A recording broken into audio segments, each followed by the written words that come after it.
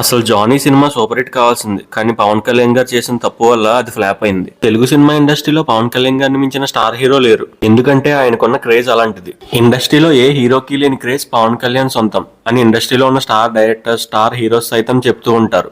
ఆయనకి 10 సంవత్సరాల వరకు కూడా ఒక్క సక్సెస్ లేకపోయినా కొంచెం కూడా ఆయన ఇమేజ్ డ్యామేజ్ అవ్వలేదు. అలా 10 సంవత్సరాలు తన స్టార్డమ్ ని అలాగే మెయింటైన్ చేస్తూ వచ్చారు. ఇప్పుడున్న స్టార్ హీరోలు సైతం 1-2 ఫ్లాప్లు వచ్చాయంటే చాలు వాళ్ళ క్రేజ్ చాలా కిందకి పడిపోతుంది.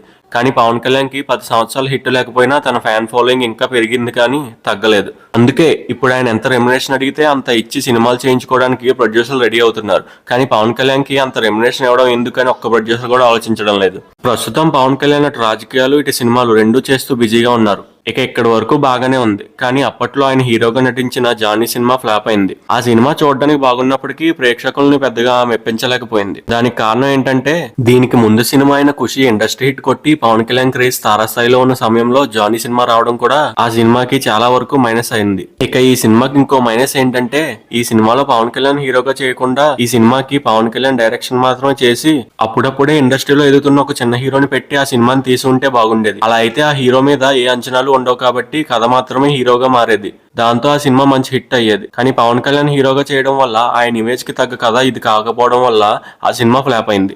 అంతే తప్ప పవన్ కళ్యాణ్ డైరెక్షన్ లో గానీ, పవన్ కళ్యాణ్ యాక్టింగ్ లో గానీ ఏ తప్పు లేదు. ఆయన ఆ సినిమా మీద ఎంత ఎఫెక్ట్ అయితే పెట్టాలో అంత ఎఫెక్ట్ కష్టపడి పెట్టారు, కానీ అది వర్కౌట్ అవ్వలేదు. దానికి కారణం కూడా ఆయన ఇమేజ్ అనే చెప్పాలి. ప్రస్తుతం ఆయన పాలిటిక్స్ లో చాలా బిజీగా ఉన్నారు. వచ్చే 2024 ఎలక్షన్స్ మీద చాలా ఫోకస్డ్ గా ఉన్నారు. 2024లో మీ ఓటు ఎవరికి వేస్తారో కామెంట్ చేయండి.